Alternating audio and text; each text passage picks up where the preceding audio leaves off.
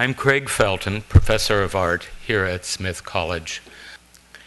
On behalf of the Smith College Museum of Art and the Department of Art, I am delighted to welcome you back to this Emily Hall Tremaine Symposium, a fund designated for the study of art with the expertise of Smith College alumni.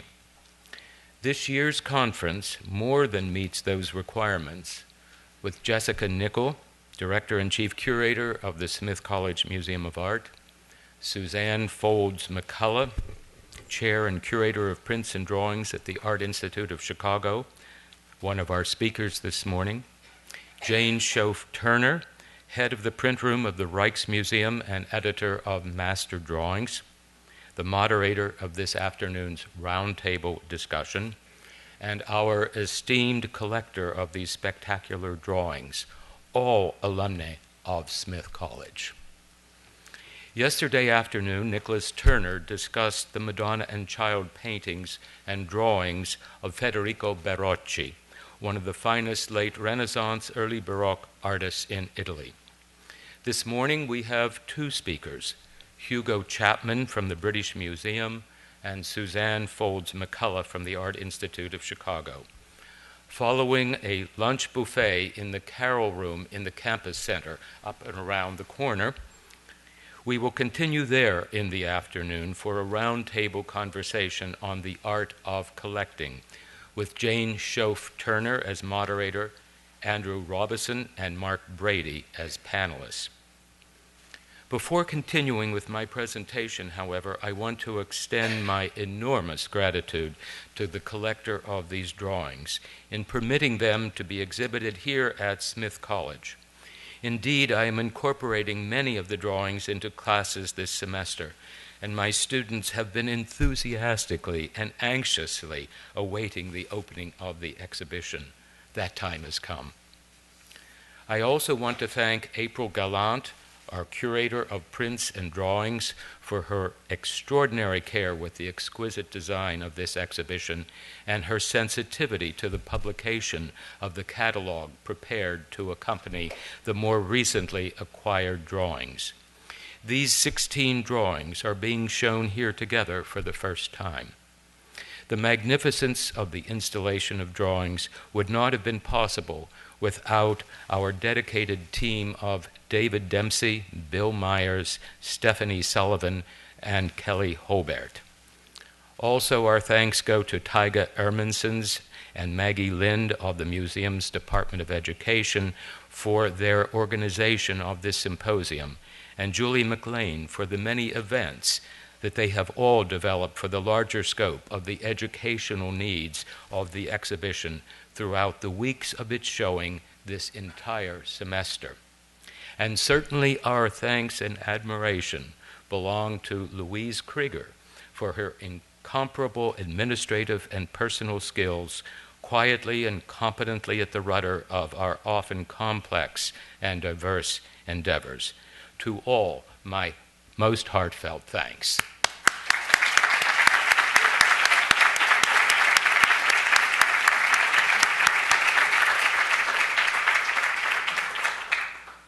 I was asked to present to you this morning some thoughts on how this exhibition of magnificent drawings is of value for our classroom teaching here at Smith College. You are looking at a few of the drawings that are most significant for my teaching and around which I have constructed these somewhat brief remarks. From its founding over 125 years ago, the Department of Art at Smith College has presented a united art studio and art history program. We are one, and that unity causes us to think about the talents and skills required for the creation of a work of art and the placement of that work within the context of history. I want to demonstrate to you this morning how a selection of these splendid drawings could serve the needs of our academic department. For my own teaching, the value of the drawings is so great that I am able to use many of them as major touchstones for careful examination of critical periods in the history of art as well as for a richer awareness of the individual geniuses who were responsible for shaping the entire aesthetic course of the history of Western art from the Renaissance to the modern era. How truly exciting for us all to be able to step out of the classroom with our digital replicas of works of art and into the galleries where we can communicate directly with each of these artists.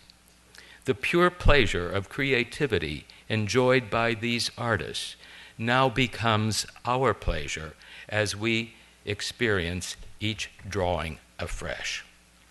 Let me begin. In her recent monograph, The Invention of Annibale Carracci, Claire Robertson quotes the Bolognese Count Carlo Cesare Malvasia's 1678 book, Falsina Pietrici, in which the author stresses the importance of drawing for the Carracci. Malvasia said about them, and Robertson translates, quote, "While eating, they would draw, bread in one hand and chalk or charcoal in the other, just like Epicurus with his food in his mouth and the sayings of Democritus in his head, or Caesar with his commentary in his left hand and his sword in his right hand." End quote.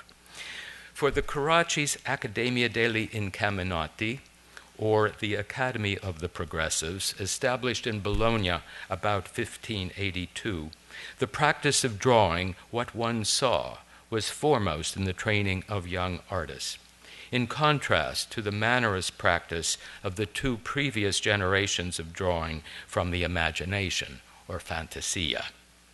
This latter style is exemplified by the splendid drawing of the Madonna and Child with Saints by Giorgio Vasari in the exhibition, with its theatrical figures put into a grand but artificial design. Vasari has built his design with elegant forms using the structural visual vocabulary of this Maniera stylistic period. Having this drawing as an example of the Florentine manner of the later 16th century is a superb way to showcase the revolutionary changes made by the Carracci family less than 2 decades later. How did this stylistic revolution take place? Here is a drawing labeled A Scuola di Carracci, meaning that this was the academy of the Carracci and the activity to be found there. Drawing from life was an essential aspect of the pedagogic structure of the Carracci Academy. I can assure you that nothing has changed since both that drawing and this associated one were produced in the later 16th century, except that here at Smith College we have a gender difference which would not have been possible when this drawing was made. Women were not permitted in the academy. Annibale Carracci's goal was to look everywhere and see everything in order to produce works of art that captured the immediate world in which he lived. Such fine examples in his paintings are this man eating his humble lunch or this boy drinking. The brushwork used in producing these paintings is similar to the broad, sweeping, and very dexterous manipulation of the charcoal or the chalk in a drawing. In this exhibition, we have an ethereally beautiful drawing by Annibale Carracci, Study of a Tree. In 17th century art, then, drawing was essential for an artist's understanding of people and of his own environment, and also for the particular aesthetic structure of a composition. Capturing some qualities of reality was the goal of many artists in this new age. Drawings place us in immediate contact with the artist, and they are the most intimate route to the artistic mind and vision. Hence, Annibale Carracci's Study of a Tree is a critical work to place at the beginning of an examination of European Baroque era. The idea of a real landscape used as part of the environmental background is found in such works as this major altarpiece painted by Annibale Carracci in 1592. Annibale also produced landscape paintings without any known subject matter or narrative. One of them is this beautiful work from about 1590, now in the National Gallery of Art in Washington. For our classroom instruction in studios, such a drawing as the study of a tree can be the starting point for an assignment such as, go to our botanic gardens and make drawings that demonstrate the diversity and beauty of nature. Here we see Smith College's late Andrew W. Mellon Professor of Fine Arts, Elliot Offner's Camperdown Elm of 2008, a woodcut print inspired by this tree on our campus. As so frequently with his work, Professor Offner began with an inspiration from nature. Annibale Carracci's work influenced Claude Lorrain, a later French artist working in Rome, who took his sketchbook along on his hikes around the countryside and produced drawings he would use later in his finished works. In the Drawn to Excellence exhibition, Claude's magnificent late work of 1663, a study for landscape at sunset with Mercury and Bathos, demonstrates how the natural world served as a primary source for the entire composition. Such inspiration from and presentation of nature is also found in this delightful drawing of the Little Park by Jean-Honoré Fragonard from around 1765. In addition to the similarities between these drawings, one could also discuss the differences in style evocative of the periods of history in which they were created. There are many drawings in the exhibition that could serve as springboards for studio art assignments. The drawings are equally important for the teaching of the history of art. One of the most valuable drawings for my teaching of Italian Baroque painting is this splendid double-sided drawing by Mattia Preti. These are preparatory drawings for figures that Preti painted at the sides of ocular windows in the co-cathedral of St. John in Valletta, Malta. In the early 1630s, Preti moved to Rome from the southern and somewhat remote town of Taverna in Calabria. While in Rome during the next 2 decades, with some journeys elsewhere to accept commissions, Preti would have had many opportunities to see great frescoes and other paintings, as well as examples of classical sculpture. Preti's figures for the co-cathedral of Malta draw on the works of earlier artists, most immediately from the Galleria of the Palazzo Farnese in Rome. There, Annibale Carracci had painted his instantly famous frescoes of the Loves of the Gods, primarily between 1597 and 1601.